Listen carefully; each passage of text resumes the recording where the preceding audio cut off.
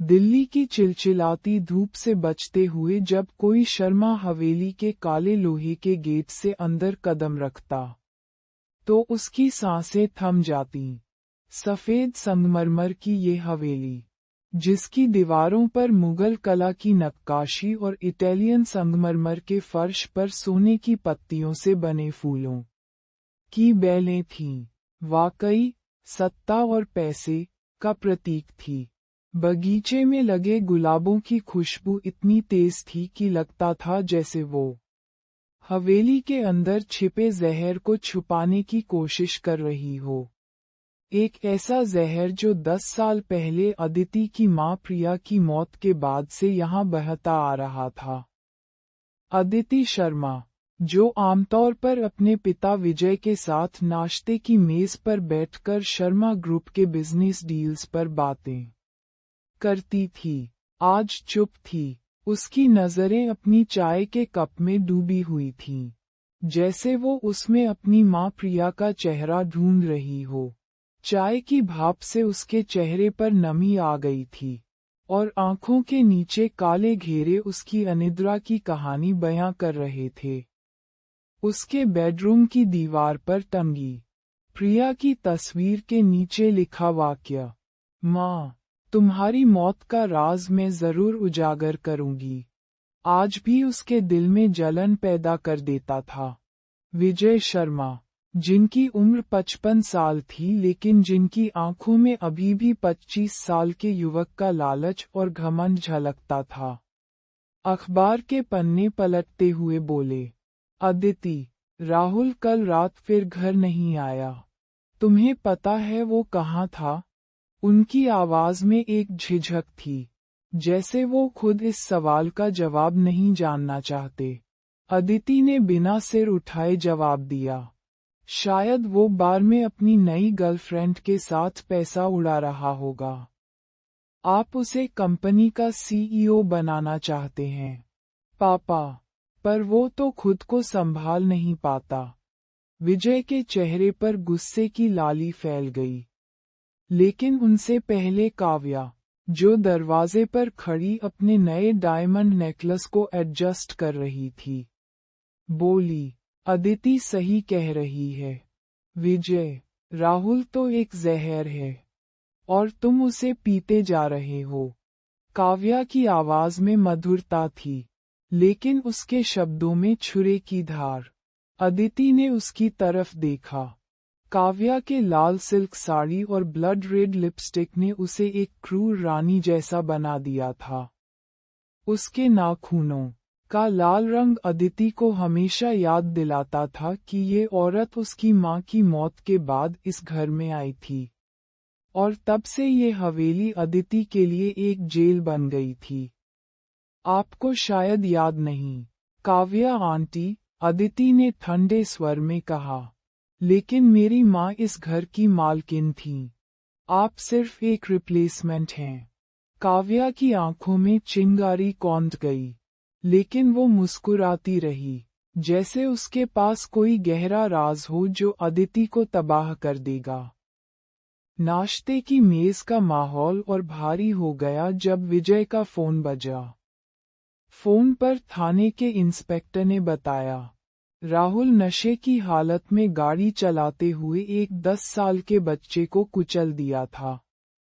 बच्चा आईसीयू में था, और राहुल हिरासत में। विजय का चेहरा मिट्टी जैसा सफेद हो गया, लेकिन उन्होंने तुरंत अपने ड्राइवर को आदेश दिया, गाड़ी तैयार करो, पुलिस स्टेशन चलना है। पुलिस स्टेशन में जैसे ही अदिति ने राहुल को देखा, उसका खून खौल गया। राहुल की शर्ट पर खून के धब्बे थे, और उसकी आंखों में नशे की धुंध के साथ साथ एक अजीब सी बेरुखी थी। तुम्हें शर्म नहीं आती? अदिति ने उसे थप्पड़ मारते हुए चिल्लाया। राहुल ने शैतानी ठहाका लगाया। तू क्या समझती है अपने आप को? तेरी माँ भी तो। विजय ने उसे डपट दिया। चुप रहो, हम इस मामले को पैसे से सुलझा लेंगे। लेकिन पुलिस इंस्पेक्टर ने विजय को एक कोने में ले जाकर कान में फुसफुसाया, साहब, ये केस अब पैसे से नहीं रुकेगा। किसी ने हमें एविडेंस दिया है। राहुल ने जानबूझकर उस बच्चे को टारगेट किया था। ये एक्सीडेंट नहीं, मर्डर की कोशिश थी। विजय का चेहरा सफेद पड़ गया।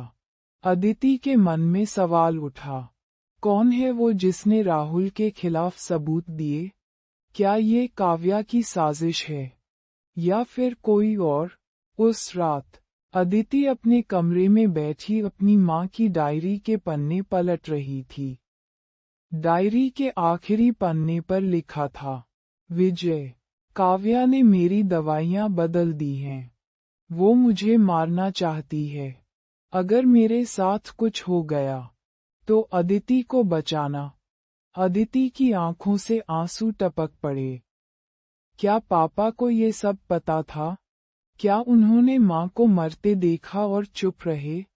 उसके हाथ कांपने लगे और डायरी का एक पन्ना फट गया, जैसे उसकी जिंदगी भी उसी तरह टूट रही थी। अगले दिन वो अपनी बेस्ट फ्रेंड जोया के साथ कैफे में बैठी थी। जोया ने उसका हाथ थामा। अदिति, तुम्हें इस घर से भाग जाना चाहिए। ये लोग तुम्हारी जिंदगी को भी बर्बाद कर देंगे। तभी एक लड़का, जिसके हाथ में एक DSLR कैमरा और नोट्स का बंडल था, अचानक अदिति से टकरा गया। कॉफी का कप उसकी शर्ट पर गिरा। ओह, माफ कीजिएगा, मैं बहुत बेढंगा हूँ, उसने मुस्कुराते हुए कहा। अदिति ने उसकी तरफ देखा। उसकी आंखों में एक अजीब सी चमक थी, जैसे वो किसी राज को छुपा रहा हो। कोई बात नहीं। आपका नाम अर्जुन और आप अदिति शर्मा हैं, है न? अर्जुन ने कहा, मैंने आपके परिवार के बारे में बहुत सुना है। जोया ने अदिति के कान में फुसफुसाया, ये वही पत्रकार है जो शर्मा ग्रुप के इल्लीगल लैंड डील्स पर आर्टिकल लिख रहा है। सावधान रहना। अदिति का दिल धड़कने लगा। क्या अर्जुन उसके प्यार में पड़ने का नाटक कर रहा है? या फिर वो सच में उसे बचाना चाहता है? उसने अर्जुन की आंखों में झांकने की कोशिश की, लेकिन वो एक पहेली बने रहे। रात को जब पूरी हवेली सो चुकी थी, अदिति को तहखाने से आवाजें आईं, जैसे कोई पुराने कागजों को फाड़ रहा हो। उसने टॉर्च उठाई और सीढ़ियों से नीचे उतरी। तहखाने की हवा में धूल और मोल्ड की बदबू थी, और हर कदम पर मकड़ी के जाले उसके चेहरे से चिपक जाते थे। एक टूटी हुई अलमारी में उसे अपनी माँ के पुराने लेटर्स मिले। एक लेटर में लिखा था, काव्या ने मेरी कैंसर की दवाइयों में जहर मिला दिया है। विजय जानता है, पर वो चुप है। अदिति का दिमाग चकरा गया। पापा ने माँ की मौत को होने दिया। तभी उसे पीछे से सांस लेने की आवाज सुनाई दी। वो मुड़ी, और एक काले दस्ताने वाला हाथ उसके मुंह को दबाने लगा। अदिति ने संघर्ष किया, लेकिन हमलावर का पकड़ बहुत मजबूत था।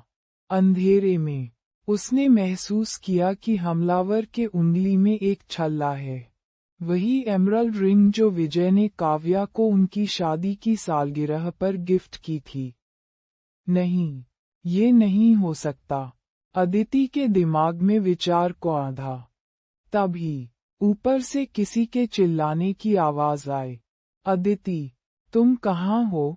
ये आवाज थी अर्जुन की। हमलावर ने अदिति को धक्का देकर भागने की कोशिश की, लेकिन अर्जुन ने उसका हाथ पकड़ लिया।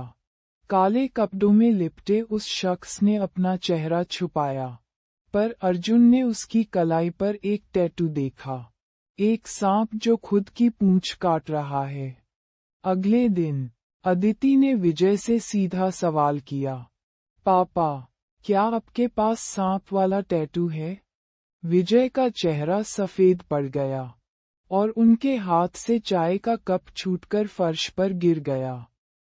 कप के टूटने की आवाज ने पूरी हवेली को स्तब्ध कर दिया।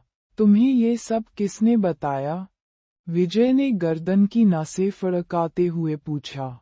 अदिति ने जवाब नहीं दिया, लेकिन उसकी आंखों में आंसू और गुस्से की चिंगारी एक साथ चमक उठी।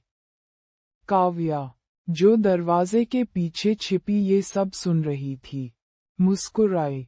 उसके हाथ में एक पुरानी तस्वीर थी, जिसमें विजय और एक युवती खड़े थे, और उस युवती की कलाई पर सांप वाला टैटू साफ दिख रहा था।